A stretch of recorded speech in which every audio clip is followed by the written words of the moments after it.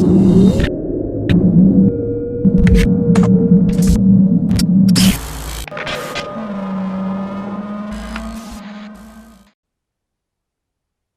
y'all, welcome back. The lock we're going to take a look at this time around is right here. It's a super cheap, it's another one of those disc brake locks. If you remember just recently on video number 368, I featured the Kryptonite Keeper disc brake lock. Not a bad lock, but this one here, this is the super cheap version of that.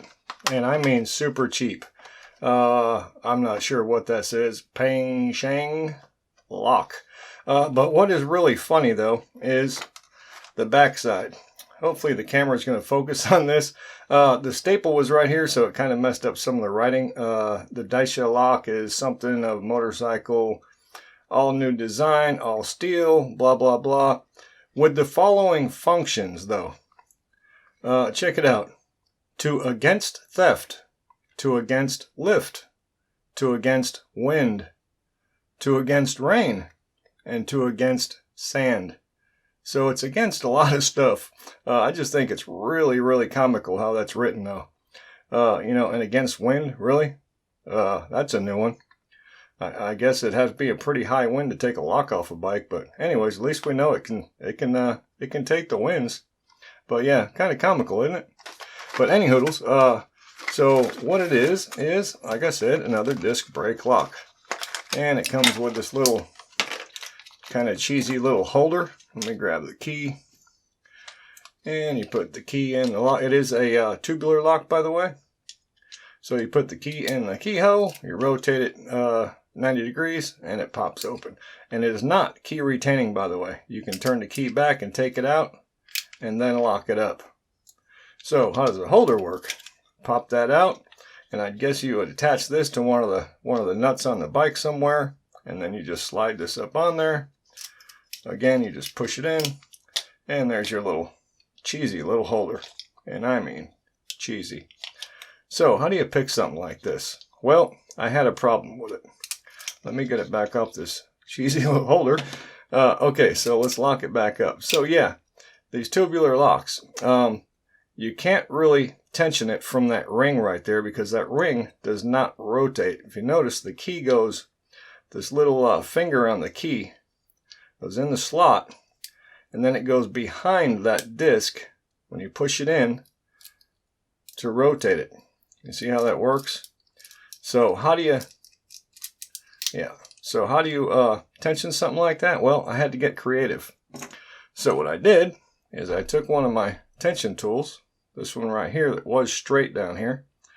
I put a 90-degree bend in it, and then another 90.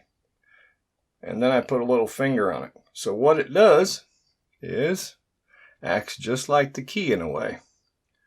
So if you look at that little finger on that key, I don't know if the camera's going to focus on that. It's right here on the bottom. So I had to kind of duplicate that. So it works pretty good anyways. I made it work. So what you do is you take that sucker and you put it right in like the key goes. And bada boom, bada bang, you got a tension tool. So let's see if we can't pick into this thing. I'm going to use actually another tension wrench. I'm just going to pick this thing with tension wrenches. How's that?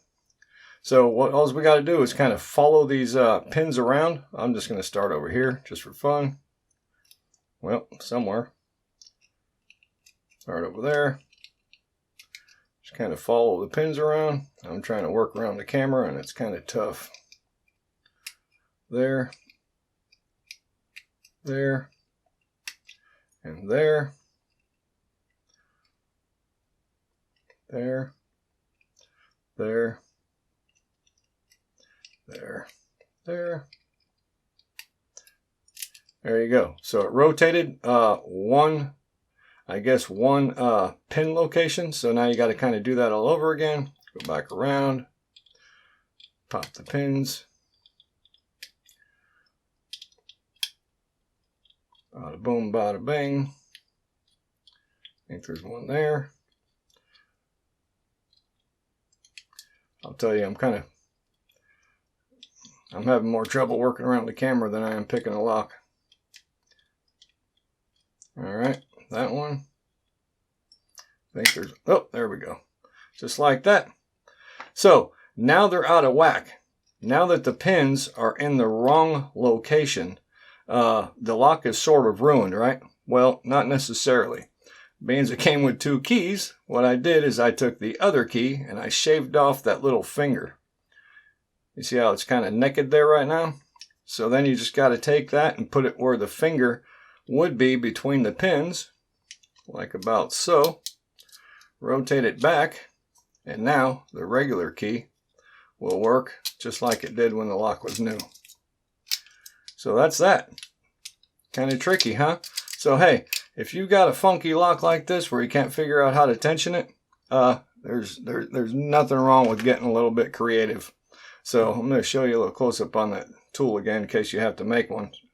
I just used a tension wrench, bent it around 2 times, and I put a little finger on it. Let's see if I can get that finger. You see it?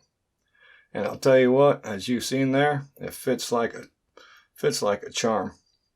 All right, so that's it. That is the super cheap Pengcheng motorcycle disc brake lock. All right, that's it. Thank you all so much for watching. If you're not subscribed yet, please do so. And if you like this video, hit that like button. And you know, in the comments down there, you can chat with me. All right, let me know how you like the video. Thanks.